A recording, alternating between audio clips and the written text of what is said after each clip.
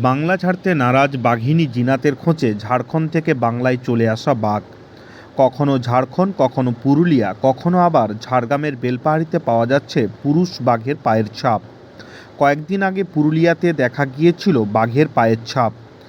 এবার বাঘের মতোই এক অজানা জন্তুর পায়ের ছাপ দেখা মিলল বেলপাহাড়ির ধরমপুর গ্রামের আলু চাষের জমিতে। গ্রামবাসীদের দাবি, পায়ের ছাপটি দেখে বাঘের পায়ের ছাপ মনে হচ্ছে। যদিও বন দপ্তর সাফ জানিয়েছে, পরীক্ষা নিরীক্ষা ছাড়া বলা যাবে না এই অজানা জন্তুর পায়ের ছাপটি কার। অজানা জন্তুর পায়ের ছাপকে কেন্দ্র করে নতুন করে বাঘের আতঙ্ক ডানা বেঁধেছে বেলপাহাড়ির বাঁশপাহাড়ি গ্রাম পঞ্চায়েতের ধরমপুর সহ পার্শ্ববর্তী বিভিন্ন গ্রামে।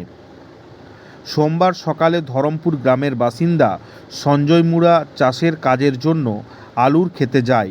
গিয়ে দেখে অজানা জন্তুর পায়ের ছাপ। বিষয়টি জানানো হয় বন দপ্তরে।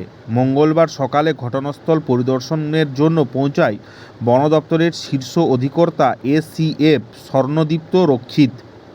বন দপ্তরের বিশেষ দল অজানা জন্তুর পায়ের ছাপগুলিকে স্কেল দিয়ে মাপজোক করার পাশাপাশি প্লাস্টার অফ প্যারিসের মাধ্যমে পায়ের ছাপের নমুনা সংগ্রহ করে। সবার প্রথম আসি করি এরা দিকে ঘোরাঘুরি করি, তো কাল ঘোরার সময় দেখছি যে এখানে এইসব মানে বড় বড় পায়ের ছাপ। তাহলে আমি ভাবছি এটা তো বাঘের ছাপ হতে পারে, কারণ আমি কনফার্ম হতে পারছি না যে এটা বাঘের ছাপ বটে বলে, কারণ কোনো দিন তো দেখিনি, এই প্রথম দেখছি। তারপর সবাইকে ডাকি করি, বলছে না এটা বাঘের ছাপ বটে।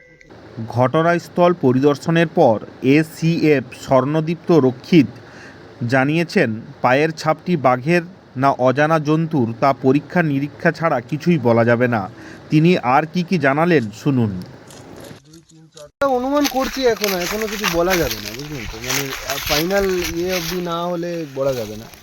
তো আরেকটু কিছু কনক্রিট ডিটেলস আসুক তাহলে বলবো, তখন কিছু বলা যাবে, ঠিক আছে। বেলপাহাড়িতে নতুন করে অজানা জন্তুর পায়ের ছাপকে বাঘের ছাপ নয় বলে উড়িয়ে দিতে পারছে না বন দপ্তর। কারণ কয়েকদিন আগেই পুরুলিয়াতে বাঘের পায়ের ছাপ দেখা গিয়েছে।